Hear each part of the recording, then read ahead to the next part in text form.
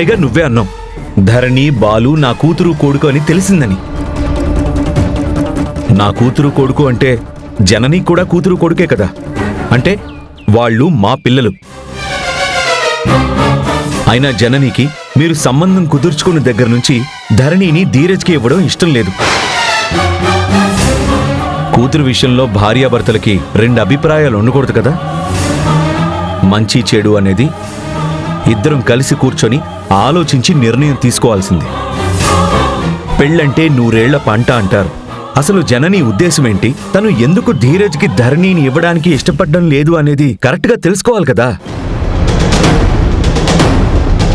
ఆ సమస్య చిన్నదైతే మాలో మేము పరిష్కరించుకొని కూతురు కళ్ల ముందే ఉంటుందా, కళ్ల ముందే ఉంటే సుఖపడుతుందా, దూరంగా సంబంధం ఇచ్చినా సుఖపడుతుందా అని ఆలోచించాలి కదక్కా. నా భార్యకి ఇష్టం లేనప్పుడు నేనెందుకు తన నిర్ణయాన్ని కాదని మొండిగా ధీరజ్కిచ్చి పెళ్లి చేస్తాను? జనని ఒప్పుకుంటే తప్ప నేను ఈ పెళ్లికి ప్రొసీడ్ కాలేనక్క.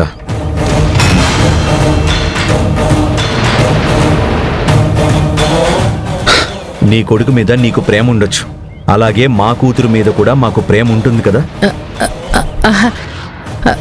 అది కాదురా, ఎక్కడో ఇచ్చి ఎలా ఉందో అని మదన పడే కంటే కళ్ళెదురుగా ఉంటే మనకు తృప్తిగా ఉంటుంది కదా అని.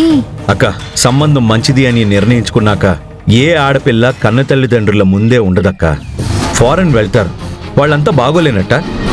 ఫారెన్ సంబంధాలకి ఇచ్చిన తల్లిదండ్రులు తృప్తిగా ఉండనట్ట. మన కళ్ల ముందు ఉండడం కాదు, ఆ భార్యాభర్తల మధ్య ఎలాంటి స్పర్ధలు లేకుండా కలిసి మెలిసి కలకాలం అన్యోన్యంగా ఉండడం ముఖ్యం.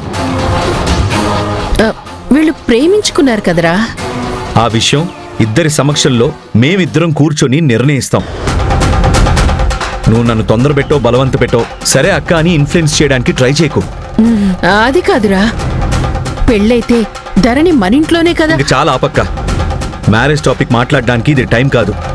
ధరణి ధీరజ్ల పెళ్లి కంటే ముందు తెలియాల్సినవి, తెలుసుకోవాల్సినవి, తేల్చుకోవాల్సినవి చాలా విషయాలున్నాయి.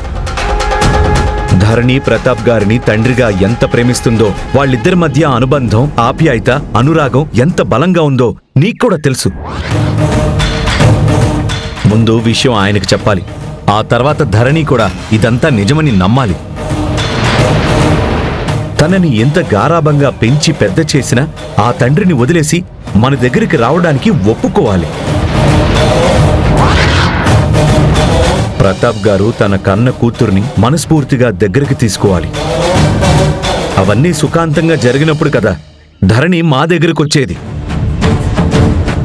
నా కూతురిగా అది నిలబడిన తర్వాత కదా నేను తన పెళ్లి గురించి ఆలోచించాల్సింది. అందాక నువ్వు నా దగ్గర దయచేసి ఈ పెళ్లి విషయం మాత్రం తీసుకురాకక్క. నన్ను ఇరిటేట్ చేసే ప్రయత్నం చేయకు.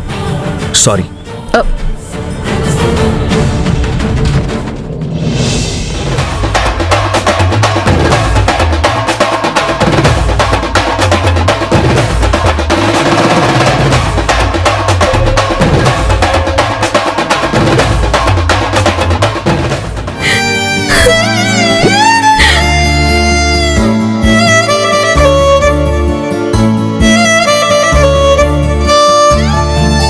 మధు, కోక్ తీసుకో.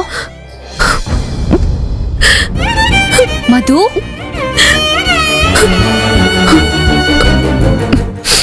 ఏమైందే?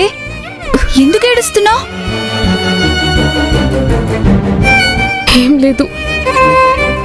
మరి ఆ కన్నీళ్ళేంటి? ఏం లేదే. ఏంటే, నాకు కూడా చెప్పనంత పర్సనల్ విషయమా? మనం మంచి స్నేహితులం కదా, వీఆర్ క్లోజ్ ఫ్రెండ్స్. నా ఫ్రెండ్ ఎందుకు బాధపడుతుందో నాకు తెలుసుకోవాలని ఉన్నదా? నాకు చెప్పడం కూడా ఒక స్నేహితురాలుగా నీ బాధ్యత కాదా? చెప్తాను. నీకు కాకపోతే ఎవరికి చెప్పుకుంటాను? ఎవరికి చెప్పుకునే పరిస్థితి కూడా లేదు. బాధతో నాలో నేనే కుమిలిపోతున్నాను. కొన్నాళ్ళు నా తండ్రి ఎవరో తెలియదు. ఆ తర్వాత గుణగానే నా ఫాదర్ అనుకున్నాను. కానీ ఈ మధ్య తెలిసింది మా నాన్నెవరో. అదేంటి అలా అంటున్నావు? గుణగారు కాదా? కాదనే కదా చెప్పింది. మరెవరు మీ father? Pratap. Pratap is my father. What? ప్రతాపా? ఎస్. ఇన్నేళ్లు ధరణిని పెంచింది వారే. వారి కడుపును పుట్టిన నేను, అమ్మ కడుపున పుట్టిన ధరణి హాస్పిటల్లో మారిపోయాం.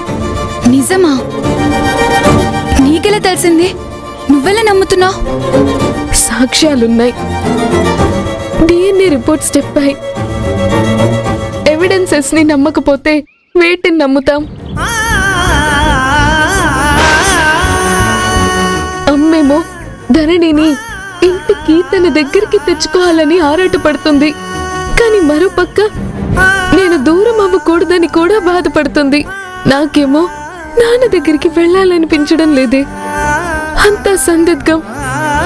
నా మనసులో ఈ సంఘర్షణకి సమాధానం దొరకడం లేదు. నీకెలా ఈ నిజం తెలిసిందే? నా తండ్రి ఎవరో తెలుసుకోవడానికి నేను ఒక డిటెక్టివ్ ని హైర్ చేశాను. మీరు మీరు మీరు ప్రతాప్ రేణుకల పిల్లలు.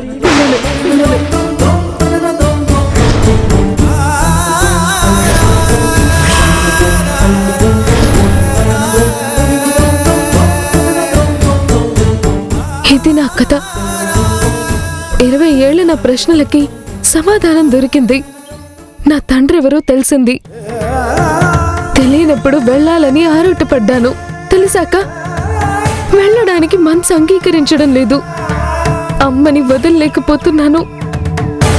అక్కడ అమ్మ కూడా లేదు కదా. ఏంటో నా ప్రాబ్లం ఈ లైఫ్ లో తీరేటట్టు లేదు. నా మనసు తృప్తి పడే మార్గం కనిపించడం లేదు. ఏంటే మధు, ఇంత పెద్ద విషయం ఇన్ని రోజులు నాకెందుకు చెప్పలేదు? నీలో నువ్వే ఇంత బాధని దాచుకుంటున్నావా? కనీసం నీకు ఈ విషయం తెలుసని మీ అమ్మతో అయినా చెప్పావా? లేదు, నాకు ధైర్యం సరిపోవడం లేదు. అలా అంటే ఎలాగే? నువ్వు బయటపడి చెప్తేనే కదా మీ అమ్మ మనసులో ఉన్నదేంటో తెలుస్తుంది. మా అమ్మ మనసు నాకు కొత్తగా తెలియడానికి ఏమీ లేదే. అమ్మకి నేను తన నుంచి దూరం అవడం కూడా ఇష్టం లేదు. తన కన్న కూతురికి కూడా దగ్గరవడం లేదు. ఏం కాదే, నా మాట విను. నీకు నిజం తెలిసిన విషయం మీ అమ్మగారికి చెప్పడంలో తప్పేమీ లేదు. నువ్వు గిల్టీగా ఫీల్ అవ్వాల్సిన అవసరం ఏమీ లేదు. నీలో నువ్వు ఇలా మదన పడుతూ సమాధానం దొరకని సంఘర్షణకి గురవడం కంటే ఆంటీకి చెప్పడమే బెస్ట్ అనిపిస్తుంది. ధైర్యం చేసి చెప్పవే, అంతా మంచి జరుగుతుంది.